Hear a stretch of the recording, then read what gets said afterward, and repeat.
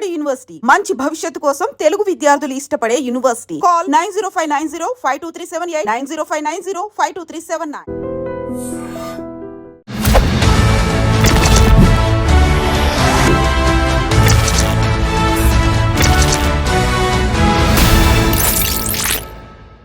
అందరికీ నమస్కారం. నేను Swarupa Potlapalli. Welcome to iDream. ఇప్పటికే 18,000 మంది ఇల్లీగల్ ఇమిగ్రెంట్స్ అమెరికాలో ఉన్నట్టుగా డొనాల్డ్ ట్రంప్ ప్రకటించారు. విడతల వారీగా బ్యాచ్లుగా సైనిక విమానాల్లో మన వాళ్ళని ఇక్కడికి పంపించి వేస్తూ ఉన్నారు. ప్రస్తుతం నాతో పాటు American studies expert doctor Kanneganti Ramesh గారు ఉన్నారు. ఆయనతో మాట్లాడి అనేక విషయాలు తెలుసుకుందాం. నమస్తే రమేష్ గారు. నమస్తే స్వరూప గారు. నమస్తే అండి. ఒక విమానం తర్వాత ఇంకొక విమానం వస్తూనే ఉంది. ఫస్ట్ అమృత్సర్ లో దింపేశారు. ఆ తర్వాత చాలా స్టేట్స్ వాళ్ళ లిస్ట్ కూడా మనకు వచ్చేసింది. ఇలా మన భారతీయులు ఇల్లీగల్ ఇమిగ్రెంట్స్ గా పేరు పడడం, అపప్రదను మనం మోయాల్సి రావడాన్ని ఎలా చూడాలి? చాలా బాధగా ఉందండి. ఫస్ట్ రియాక్షన్ చాలా బాధగా ఉంది. మనకేం తక్కువని 11,098 కిలోమీటర్ల సువిశాల సముద్ర తీర ప్రాంతం ఉన్న దేశం మనం. 15,000 కిలోమీటర్లు బ్యూటిఫుల్ ల్యాండ్ బోర్డర్స్ ఉన్న దేశం. ఇంకోటి సబ్ కాంటినెంట్, హిందూ మహాసముద్రం. ప్రపంచంలో ఏ దేశానికి ఒక సముద్రం పేరు లేదు. హిందూ మహాసముద్రం. We're the captain, we're the Thandel, నాయకుడు ఆఫ్ ద హిందూ మహాసముద్రం. కాశ్మీర్ నుంచి కన్యాకుమారి వరకు ఆసేతు హిమాచలం సస్యశ్యామలమై త్రివర్ణ పతాకంతో రెపరెపలాడుతా ప్రజాస్వామ్యం, అతిపెద్ద ప్రజాస్వామ్యం. 140 కోట్లు ఉన్నప్పటికీ ఎప్పటికీ ఇంతవరకు మనకి జనాభా, మనం ఎప్పుడు మిలిటరీ పాలనకి వెళ్ళా, ఒక డిక్టేటర్షిప్కి వెళ్ళా. మనల్ని మించిన దేశం ఇంకేముంది మేడం? కర్మభూమి, జన్మభూమి భారతదేశము, వేదాల నిలయము, గొప్ప భారతదేశం. ఇక్కడ ఉన్న వివిధ రకాల భిన్న జాతులు, సంస్కృతులు, వాతావరణము, పర్యావరణము. ఎడార్లు ఉన్నాయి, సముద్రం ఉంది, హిమాలయాలు ఉన్నాయి, రాజస్థాన్ ఎడార్లు ఉన్నాయి, చక్కటి మైదాన ప్రాంతాలు ఉన్నాయి, చక్కటి మాగాణి భూములు ఉన్నాయి, చక్కటి మెట్ట భూములు ఉన్నాయి. అన్నిటికీ మించి సైన్స్, టెక్నాలజీ, ఇంజనీరింగ్, మ్యాథమెటిక్స్, మెడిసిన్లో కాకలు తీరిన యోధులు ఉన్నారు. ఆర్యభట్ట ఉన్నాడు, మౌర్య, మొఘల్, అశోక, శ్రీకృష్ణదేవరాయ, కాకతీయ, వరంగల్ వైభవం ఉంది. ఇన్ని ఉన్న మనము వేరే దేశానికి ఎందుకు వెళుతున్నాము అనే ఒక ఆత్మ అవలోకనము, సెల్ఫ్ ఇంట్రాస్పెక్షన్, ఆత్మ అవలోకనంతో పాటు సెల్ఫ్ క్వశ్చన్ అంటే ఆత్మ విమర్శ, సెల్ఫ్ క్రిటిసిజం కూడా చేసుకోవాల్సిన అవసరం ఉన్నది. That doesn't mean we don't have the appreciation for other countries and other cultures. మనం అట్లా చెప్పట్లా. వసుదేవక కుటుంబకం, గ్లోబల్ విలేజ్. ఇప్పుడు internet, cyber, digitalisation, liberalisation, privatisation, globalisation, Chinaisation, Americanisation అవుతున్న ఈ రోజుల్లో హ్యూమనైజేషన్ గురించి మాట్లాడుతున్న ఏకైక దేశము మన భారతదేశం. డబ్బు ఇంపార్టెంట్ మేడం, డబ్బే సర్వస్వం కాదుగా. డబ్బు ఇంపార్టెంట్, కానీ డబ్బే సర్వస్వం కాదు కదా మేడం. సో హ్యూమనైజేషన్ మీద ఎక్కువ వాల్యూ ఇస్తున్న దేశం మన భారతదేశం. సో మన భారతదేశానికి సంబంధించినంతవరకు ఐఐటీస్, ఐఐఎమ్స్, ఎన్ఐటీస్, గొప్ప గొప్ప ఎడ్యుకేషనల్ ఇన్స్టిట్యూషన్స్ ఇప్పుడు వరకు కొన్ని ఉన్నాయి. లేవు కదా, ఇంకా నిర్మించుకొని, ఇంకా వాటి యొక్క science, technology, engineering, mathematics and medicine and humanities, arts, dance, Bharatanatyam, Kuchipudi, ఇలా ఎన్నో రకాల, plus artificial intelligence, blockchain, IoT, big data, 5G, metaverse లాంటి ఎమర్జింగ్ టెక్నాలజీస్లో కూడా కాకలు తీరిన యోధులు, అమెరికాని శాసిస్తున్న యోధులు మన భారతీయులు. సో మనము నిజంగా మాట్లాడితే, గుండెల మీద చేసుకొని మాట్లాడితే, మనము భారతదేశాన్ని వదిలి వెళ్ళాల్సిన అవసరం కానీ అఘాయిత్యం కానీ లేదు. కానీ ఒక గొప్ప మాట చెప్పాడు అపర చాణక్యుడు. ఒక రాజు రాజ్యాన్ని ఏలాలి అంటే ప్రపంచంలో ఉన్న వివిధ మతాల, జాతుల చారిత్రక నేపథ్యాన్ని తెలుసుకోవటము, విదేశీయానం చేయటం కూడా చాలా ఇంపార్టెంట్. తద్వారా మనకి మేధో సంపత్తి పెరిగి విదేశాల్లో జరుగుతున్న విషయాలను గమనించి మనల్ని ఇంకొక అడుగు ముందులకు ఎట్లా తీసుకెళ్లాలి అనే ఒక దిశ ఇవ్వగలిగిన అవకాశము ఒక విదేశాలకు వెళ్ళినప్పుడు మనకు వస్తుంది. కాబట్టి వెళతం తప్పు కాదు, అక్కడ చదవటం తప్పు కాదు, అక్కడ పనిచేయటం తప్పు కాదు. I'm not at all finding fault with our Indians going abroad. They must go, they must study, they must work, they must contribute, which they have been immensely contributing to our economic and technological growth. No doubts, no questions asked. It's period. What is important is అక్కడ వాళ్ళ చేత సంఖ్యలు లేపించుకొని ఒక యుద్ధ ఖైదీలమా మనం ఏమన్నా టెర్రరిస్టులమా, మనం ఏమన్నా లేకపోతే ఎందుకు పనికిరాని వాళ్ళమా? కాదు కదా. దయచేసి ఒక వేరే దేశం వెళ్ళినప్పుడు we must respect the law of the land. రేపొద్దున భారతదేశంలోకి పాకిస్తాన్ నుంచి, ఆఫ్ఘనిస్తాన్ నుంచి, బంగ్లాదేశ్ నుంచి లేదా శ్రీలంక నుంచి వచ్చి మన దేశంలో వాళ్ళు తలదాచుకుంటా మనకి తెలియకుండా ఇక్కడ ఏదన్నా చిన్న చితక అసాంఘిక కార్యక్రమాలు చేస్తుంటే మనం క్షమిస్తామా? క్షమించాం. వాళ్ళకొక నీతి, మనకొక నీతి కాదు. ఏ దేశం వెళ్తే ఆ దేశం యొక్క రీతి రివాజు, కట్టుబట్ట, సంస్కృతి, సాంప్రదాయాన్ని, చట్టాన్ని, న్యాయాన్ని ఆ దేశానికి తగ్గట్టుగా ఫాలో అవ్వాలి. సో 18,000 మంది భారతీయులు తిరిగి, అంటే ఇల్లీగల్ ఇమిగ్రెంట్స్ ఎవరైతే పేరు పడ్డారో, బ్రాండ్ అయ్యారో, immigration and customs enforcement agency, department of homeland security ద్వారా వాళ్ళు భారతదేశానికి రావడానికి భారతీయులకు ఎటువంటి అభ్యంతరం లేదు. స్వయంగా ప్రధానమంత్రి మోడీ గారు, విదేశీ వ్యవహారాల మంత్రి డాక్టర్ జయశంకర్ గారు ఒప్పుకున్నారు. కానీ మనం అడుగుతున్నది ఏంటంటే అమెరికాని, please don't treat our illegal immigrants as POW. POW అంటే prisoner of war. యుద్ధ ఖైదీలు కాదు వాళ్ళు. They are not proven terrorists. They are not even anti-national elements. Maybe some of them must have retorted to or must have taken petty crimes చేసి ఉండొచ్చు. అక్కడ petty crimes అంటే చిన్న చిన్న నేరాలు చేసి ఉండొచ్చు.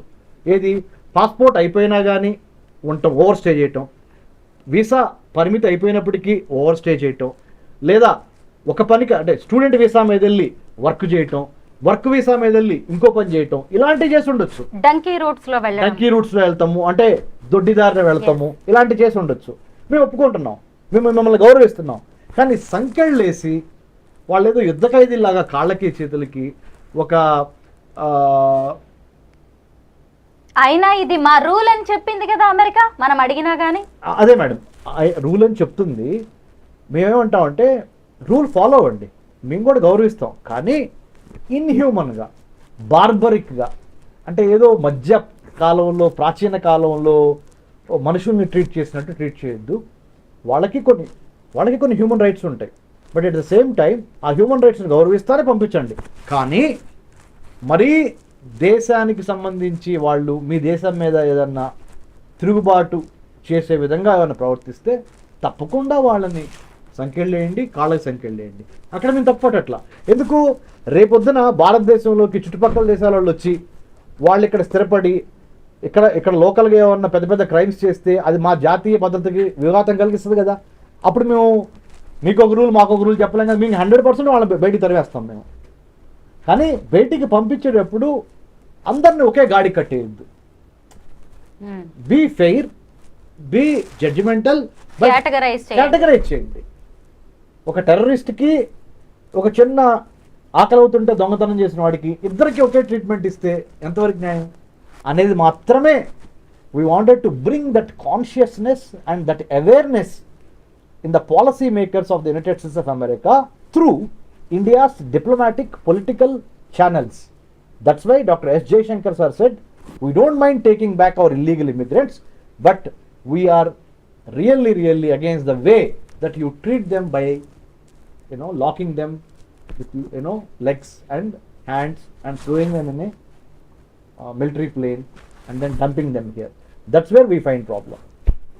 రమేష్ గారు, సహజంగా మనల్ని ఎవరైనా వారింటికి ఆహ్వానిస్తే మనం వెళ్తాం. లేదు, మనం వెళ్లాల్సిన పరిస్థితి వచ్చినా వాళ్ళు సగౌరవంగా మనల్ని రిసీవ్ చేసుకోవాలని కోరుకుంటాం. ఇప్పుడు మనం ఇల్లీగల్గా వేరే దేశానికి కూడా వెళ్ళడం అలాంటిదే కదా. ఈరోజు 18,000 మంది మీ దేశస్తులు మా దగ్గర ఉన్నారని ట్రంప్ లాంటి వాళ్ళు చెబుతుంటే మన ప్రధాని లాంటి వాళ్ళు కూడా నోరు మెదపలేని పరిస్థితి. ఎందుకంటే మనం వెళ్ళాం. ఎందుకంటే ఇప్పుడు ఒక్కొక్కళ్ళు డిపోర్టేషన్ పేరుతో ఒక్కొక్క విమానం వస్తుంటే నేనైతే మన ఏపీ తెలంగాణ వాళ్ళు ఎవరైనా ఉన్నారా ఈ లిస్టులో ఎప్పటికప్పుడు చూస్తున్నాను. అబ్బా బై లక్ మన వాళ్ళైతే పెద్దగా కనిపించట్లేదు. తక్కువ ఇక మీదట ఎవరైనా వెళ్ళాలనుకున్న వాళ్ళు కూడా ఇది ఒక పాఠం. చాలా జాగ్రత్తలు వహించాలి. అవును. ఇది ఖచ్చితంగా పాఠమే. ట్రంప్ వెళ్ళగొడుతున్నాడు, సంఖ్యలు వేస్తున్నాడని మనం బాధపడే అంత ముందు అగాయిత్యం, అంత ఎందుకు అంత మనకి కర్మ ఇలాంటి ఎందుకు మనకి? పరిస్థితి? అవును. మీరేం చెప్తారు కొత్తగా అమెరికా వెళ్ళాలి అనుకునే సింపుల్ అండి, వాళ్ళకి? నేను ఒకటే చెప్తాను, be a Roman in Rome అంటారు. రోమ్ వెళ్తే రోమ్కు తగ్గట్టు ప్రవర్తించండి. Be an American in America అంటే ఏంటి? అమెరికన్ అంటే అర్థం ఏంటి అక్కడ? Be an Indian in India అంటే అర్థం ఏంటి? ఏ దేశంలో ఉంటే ఆ దేశానికి సంబంధించిన చట్టపరమైన, న్యాయపరమైన, సాంస్కృతికపరమైన, రాజకీయపరమైన, ఆర్థికపరమైన విధి విధానాలని ఫాలో అవుతా respect to the law of the land. ఏ ల్యాండ్లో ఉంటే ఆ ల్యాండ్, ఏ భూమి మీద ఉంటే అంటే ఏ దేశంలో ఉంటే ఆ దేశానికి సంబంధించిన రూల్స్ని ఫాలో అయితే గొడవ ఉండదు కదా మేడం. మీరు అత్యాశకు పోయి, దురాశకు పోయి, లేదా ఇండియా వెళ్తాం ఎందుకు, ఇక్కడ ఏదో ఒకటి చేసి బతుకుదాము అని మీ మైండ్ సెట్ని మార్చుకోవాల్సిన అవసరం వచ్చింది. భారతదేశం ఇదివరకు ఇట్లాగా లేదు. ఇప్పుడు beautiful country with thriving economy. You come back, మీకు మన దేశంలోనే అంటే ఒక సేయింగ్ ఉంది మేడం, ఇంగ్లీష్లో ఒక సేయింగ్ ఉంది, if you wanted to catch butterflies don't change butterflies, don't chase butterflies, make a beautiful garden. Butterflies, they themselves will come and get attracted to the garden. సీతాకోక చిలుకల్ని పట్టుకోవటము అనేది ఒక మూర్ఖత్వం. పట్టుకోలేం, పట్టుకుంటేనే ఇరిగిపోతాయి, నలిగిపోతాయి, కానీ పట్టుకోలేం కూడా దాని వేగాన్ని. అదే సీతాకోక చిలుకలు వచ్చి నీకు ఆనందాన్ని ఇవ్వాలనుకుంటే నీ ఇంటి పెరట్లో ఒక బ్యూటిఫుల్ గార్డెన్ నువ్వే నిర్మించు. అంటే make your country beautiful, make your country solid, make your land strong economically, technologically. అప్పుడు అమెరికా చేసిన పని అదే. అమెరికా చేసిన పని ఏంటండి? Land of immigrants. 150 దేశాలకి చెందిన మనుషులు అమెరికాలో ఉన్నారు, తెలుసా మీకు? 34 కోట్ల మంది జనాభా అయితే అమెరికాలో 34 కోట్ల మంది 150 దేశాల నుంచి వలస వచ్చున్నారు అక్కడ. అంటే అటువంటి భూతల స్వర్గాన్ని సృష్టించారు వాళ్ళు. అమెరికా 13 కాలనీతో స్టార్ట్ అయింది 1776లో, American war of independence. 1776 American war of independence. They got freedom from whom? The British. America కూడా ఒకప్పుడు బ్రిటిష్ వాళ్ళు పరిపాలించారు, ఇండియాని పరిపాలించింది కూడా బ్రిటిష్ వాళ్ళే. We got freedom from the British. మా ముత్తాత, అంటే కాంటెక్స్ట్ వచ్చింది కాబట్టి చెప్తున్నా, నేను అనుకోని చెప్పట్లా. మా ముత్తాత గారు కన్నెగంటి హనుమంతు గారు, he was shot by the British in పల్నాటి పుల్లరి ఉద్యమం. అంటే వంట చెరుకు మీద దగ్గర నుంచి ఆవులు, గేదెలు, బర్రెలు తినే మేత వరకు బ్రిటిష్ వాళ్ళు ట్యాక్స్ వేస్తే పన్నెంతకు కట్టాలరా నీకు అని ఒక కొదమ సింహంలాగా మా ముత్తాత ఫైట్ చేస్తే పల్నాడు, గుంటూరు జిల్లా దుర్గి మండలంలో he was shot by the British. 26 సార్లు ఆయన్ని బ్రిటిష్ వాళ్ళు కాల్చారు ఆన్ హిస్ చెస్ట్, ఛాతి మీద. అలాంటి ఒక గొప్ప పోరాట యోధుడి 103వ వర్ధంతి రేపే 22 ఫిబ్రవరి 2025కి 103 ఏళ్ళండి.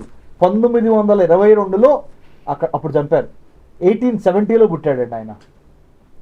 52 ఏళ్ళకే చనిపోయాడు దేశం కోసం. వాళ్ళ ముదిమనవడుగా as a great grandson me doctor Ramesh Kanneganti wanted to fight now.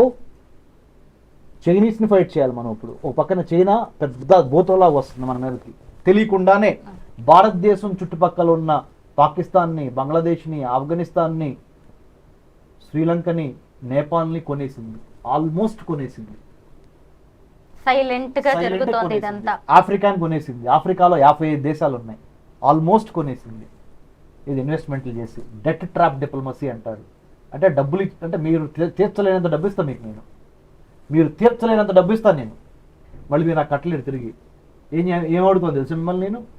మీ దేశంలో ఒక 2 పోర్ట్లు కట్టుకుంటా, 2 ఎయిర్పోర్ట్లు కట్టుకుంటా, అవకాశం ఇవ్వండి చాలంట. మీరేమంటారు? ఓకే నేను డబ్బులు తిరిగి ఇవ్వలేకపోతున్నాను, కట్టుకోండి అంటారు. ఓకే 2 పోర్ట్లు, you build 2 ports or 2 airports or 2 some buildings అని మీకు పర్మిషన్ ఇస్తారు. అవి చాలు నాకు. నాకున్న సైబర్ సెక్యూరిటీ టెక్నాలజీతో, నాకున్న ఆర్టిఫిషియల్ ఇంటెలిజెన్స్ మేధస్తో, నాకున్న అదర్ టెక్నాలజీతో నేను మీ దేశంలో జరుగుతున్న మొత్తాన్ని గమనించేస్తా, మొత్తాన్ని హరిస్తా. ఇది నియో కొలోనియలిజం అంటారు. కొలోనియలిజం అంటే ఏంటి? బ్రిటిష్ వాడు చేసింది. ఫిజికల్గా వచ్చి మీ ఇంట్లో తెస్టేసి మీ మీద దాడి చేస్తే మీరు తిరగబడితే అప్పుడు వాడు ఒక 200 ఏళ్ళ తర్వాత వెళ్ళిపోయాడు. అది కొలోనియలిజం. ఇప్పుడు కొత్తది ఏంటంటే నియో కొలోనియలిజం అంటారు. నియో కొలోనియలిజం అంటే అర్థం ఏంటంటే నేను మా దేశంలోనే ఉంటా అంటే చైనా వాడు చేసే పని, అమెరికా వాడు చేసే పని, అమెరికా చైనా ఇద్దరు అదే పని చేస్తున్నారు, వాళ్ళు వాళ్ళ దేశాల్లోనే ఉంటున్నారు.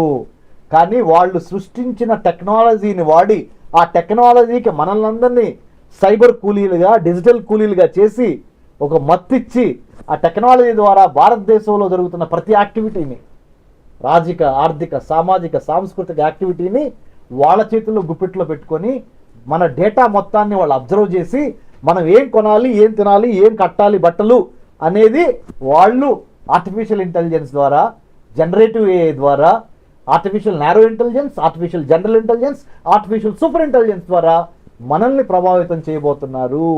ఆ గేమ్కి, ఆ వారికి ఆర్ వి రెడీ అనేది మనం ప్రశ్నించుకొని the best time to prepare for war is at peace time అంటారు మేడం. శాంతి సమయంలోనే యుద్ధానికి ప్రిపేర్ కావాలి. భారతీయులందరం మనం విదేశీ మత్తును వదిలించుకొని మన దేశాన్ని కాపాడుకోవటం కోసం, అంటే విదేశాలు వెళ్ళొద్దని చెప్పట్లా నేను, వెళ్ళండి, చదవండి, ఉండండి, మళ్ళీ తిరిగి నీ జన్మభూమికి ఏం చేయగలను, మదర్ అండ్ మదర్ల్యాండ్ మధ్య జరిగే ట్రావెలే life. Life is between mother's womb to motherland lap. కాబట్టి ఆ విధంగా మనము ఒక స్పృహతో ఏం చేస్తున్నా ఒక clarity of thought, clarity of మైండ్తో ఎందుకు వెళ్ళాలి, why do want to go to United States, first of all ఎందుకు వెళ్ళాలనుకుంటున్నాను, వెళ్తానికి ఎటువంటి మార్గాలు ఉన్నాయి, వాళ్ళ రూల్స్ ఏంటి, వాళ్ళ గేమ్ ఏంటి, వాళ్ళ ప్లాన్ ఏంటి, దాంట్లో నేను ఇరుక్కోకూడదు. అంటే నేను ఫస్ట్ ప్రీ డిపార్చర్ ఓరియంటేషన్కి ప్రిపేర్ అవ్వాలి. నేను వెళ్ళబోయే ముందల ఒక వీసా రాగానే నా దగ్గర డబ్బులు ఉండగానే అన్నీ వచ్చేసినట్టు కాదు. అక్కడికి వెళ్ళిన తర్వాత ఎలా సస్టైన్ అవ్వాలి, ఎలా మనుగడ సాగించాలి, ఎలా అక్కడ వాళ్ళ రాంగ్ బుక్స్లో, వాళ్ళ బ్యాడ్ బుక్స్లో ఇరుక్కోకుండా కాలు రగరేసుకొని ఎలా బయటికి రావాలి, ఎలా నా దేశానికి మంచి పేరు తేవాలనే ఒక ఇది కూడా ఉండాలి. అప్పుడు ఇలాంటివి మనం చూడం, ఏది సంఖ్యలు వేయటం, ఈ కడతాం, మనం ఫీల్ అవటం ఎమోషనల్గా ఇవి ఉండవు. So please be aware, please have that sense of where I'm going, why am I going, what is the purpose of me being going there, what are the dos, what are the don'ts అనే ఒక స్పృహతో వెళ్ళాలి అని I dream ద్వారా, స్వరూప గారి ద్వారా వేల మంది, లక్షల మంది తెలుగు ప్రజలకి నేను సౌమ్యంగా మనవి చేస్తున్నాను మేడం. పెద్దన్న అమెరికా బాటలో యూకే కూడా ప్రయాణిస్తోంది. అక్కడ కూడా చెకింగ్స్ చేస్తే మన భారతీయులు ఇల్లీగల్ ఇమిగ్రెంట్స్ ఎన్నో వేల మంది దొరికిపోయారు. అక్కడి నుంచి కూడా మెడబట్టి మనల్ని బయటకు నెట్టేస్తున్నారు. మా దేశం ఏమన్నా హోటల్ లాంటిదా, ఎవరు పడితే వాళ్ళు ఎప్పుడు పడితే అప్పుడు వచ్చి వెళ్ళడానికి అని ఆ దేశస్తులు కూడా ప్రశ్నిస్తున్నారు. ఇప్పటికైనా మనం జాగ్రత్త పడాలి. మనం ఎలాంటి నిర్ణయాలు తీసుకుంటే మంచిదంటారు మేడం? యునైటెడ్ స్టేట్స్లో స్టార్ట్ అయింది ట్రెమర్ అంటారు. ట్రెమర్ అంటే ఏంటంటే కుదుపు, ప్రకంపనలు, కరెక్ట్ తెలుగులో ప్రకంపన. ఆ ప్రకంపనలు అమెరికా యొక్క మిత్ర రాజ్యాలన్నింటిలోనూ అమెరికన్ ప్రెసిడెంట్ డొనాల్డ్ ట్రంప్ చేసింది వాళ్ళు కూడా అవలంబిస్తారు. UK, France, Canada, Germany, South Korea, Japan, ఇంకా చాలా మిడిల్ ఈస్ట్ కంట్రీస్ ఉన్నాయి, Iran, Saudi Arabia, Oman, Bahrain, Qatar. ఇవి కాకుండా ఇటు Association of South East Asian Nations ఉన్నాయి. దక్షిణ ఆగ్నేయ ఆసియా, దక్షిణ ఆగ్నేయం అంటే ఇటువైపు దక్షిణాన ఇండోనేషియా, మలేషియా, థాయిలాండ్, సింగపూర్, ఈ దేశాలు. నార్త్ ఈస్ట్ ఏషియా అంటే China, Japan, south Korea, north Korea. ఇటు పక్కన ఆస్ట్రేలియా, ఇటు పక్కన ఆఫ్రికా. ప్రపంచంలో ప్రతి దేశంలో ఇప్పుడు ఒక కొత్త నినాదం ఏంటో తెలుసా మేడం మీకు? 2025 ఫిబ్రవరిలో కొత్త నినాదం ఏంటో తెలుసా మీకు? లోకలైజేషన్. మా స్థానికులకి మొదటగా అన్ని అవకాశాలు ఇచ్చిన తర్వాత ఏమన్నా మిగిలితే అప్పుడు విదేశస్తులకి, వేరే ఇమిగ్రెంట్స్కి, లేకపోతే వేరే దేశాల నుంచి వచ్చి మా దేశంలో భుక్తి కోసమో, ఉపాధి కోసమో, విద్య కోసం వచ్చిన వాళ్ళకి సెకండ్ ఇస్తాం. కానీ ఆపర్చునిటీస్ ఫస్ట్ ఇక్కడ పుట్టి ఇక్కడ పెరిగిన వాళ్ళకి ఇవ్వకుండా, అంటే అయిన వాళ్ళకి ఆకుల్లో కానీ వాళ్ళకి కంచాల్లో మేము పెట్టలేమయ్యా. Localisation is the new normalisation, localisation is the new globalisation అని ఒక కొత్త మూమెంట్ స్టార్ట్ అయింది మేడం. ఫస్ట్ లోకల్స్, తర్వాత వేరే వాళ్ళు. దాంట్లో అమెరికాలో స్టార్ట్ అయిన ఈ ప్రకంపనలు, మీరు అన్నారే ప్రకంపన, tremor, TREMOR, will go to UK, France, Japan, Canada, Italy, Australia and other countries, Japan. అందరూ ఇదే మాట అంటారు. రేపు పొద్దున ఇండియా కూడా ఇదే అంటది. భారతదేశంలో ఉన్న 140 కోట్ల మందికి నువ్వు ముందు అన్నం పెట్టు, విద్య ఇవ్వు, వైద్యం ఇవ్వు, ఆరోగ్యం ఇవ్వు, ఉపాధి ఇవ్వు, తర్వాత వేరే వాళ్ళ సంగతి చూడయా ప్రధానమంత్రి మోడీ గారు అని. Our country, our people also will have the same concern. అర్హత లేకపోయినా అమెరికా వెళ్ళాలనుకునే వాళ్ళ కళ్ళు తెరిపించారు రమేష్ గారు. Thank you so much. Thank you అండి స్వరూప్ గారు. నమస్తే.